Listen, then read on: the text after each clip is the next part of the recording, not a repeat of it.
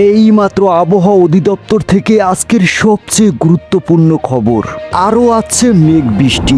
আগামীকাল থেকে আবহাওয়ার বিরাট পরিবর্তন, বাড়বে তাপমাত্রা। এছাড়া আগামী 24 ঘন্টায় দুই বাংলায় ধেয়ে আসছে বজ্রসহ ভারী বৃষ্টি, এমনটা জানাচ্ছে আবহাওয়া অধিদপ্তর। আজও আগামীকাল কোন কোন জেলায় ঝড় বৃষ্টি হতে পারে, কবে কাটবে মেঘ বৃষ্টির প্রবণতা, এ বিষয়ে কি বলছে আবহাওয়ার রিপোর্টে জানিয়ে দেব বিস্তারিত। ভিডিওতে সঙ্গেই থাকুন। আপনি কোন জেলা থেকে আমাদের আবহাওয়ার খবরটি দেখছেন অবশ্যই কমেন্ট করে জানিয়ে দিন। এবার জেনে নিন এক নজরে। লাফিয়ে লাফিয়ে বাড়ছে তাপমাত্রা দক্ষিণবঙ্গে। গত সপ্তাহে ঝড় বৃষ্টির পর এবার গরম মেজাজে আবহাওয়া। নতুন সপ্তাহে আবহাওয়ায় গ্রীষ্মের দাবদাহে হাঁসফাঁস অবস্থায় রূপ নেবে দক্ষিণবঙ্গবাসীর।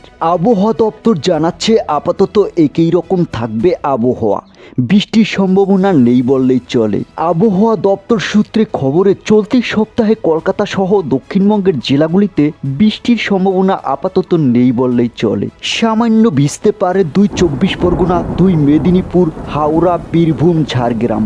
হাওয়া অফিস জানাচ্ছে বঙ্গোপসাগর থেকে জলীয় বাষ্প ঢুকছে রাজ্যে, তবে সেই জলীয় বাষ্পের বৃষ্টি ঝরানো ক্ষমতা না থাকায় আপাতত বৃষ্টি হবে না। জলীয় বাষ্পর জেরে আর্দ্রতাজনিত অস্বস্তির সামনে বাড়বে।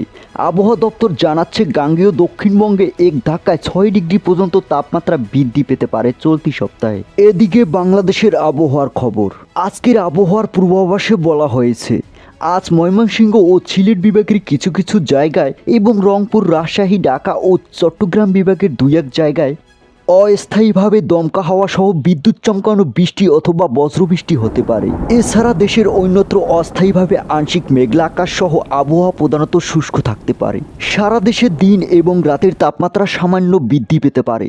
রাজশাহী, পাবনা, যশোর ও চুয়াডাঙ্গা জেলাসমূহের উপর দিয়ে মৃদু তাপপ্রবাহ বয়ে যাচ্ছে এবং তাপ বিস্তার লাভ করতে পারে।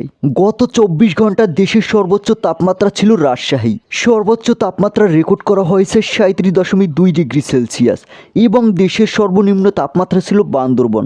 সর্বনিম্ন তাপমাত্রা রেকর্ড করা হয়েছে 21.2 ডিগ্রি সেলসিয়াস। এই ছিল আজকের আবহাওয়ার খবর। ধন্যবাদ।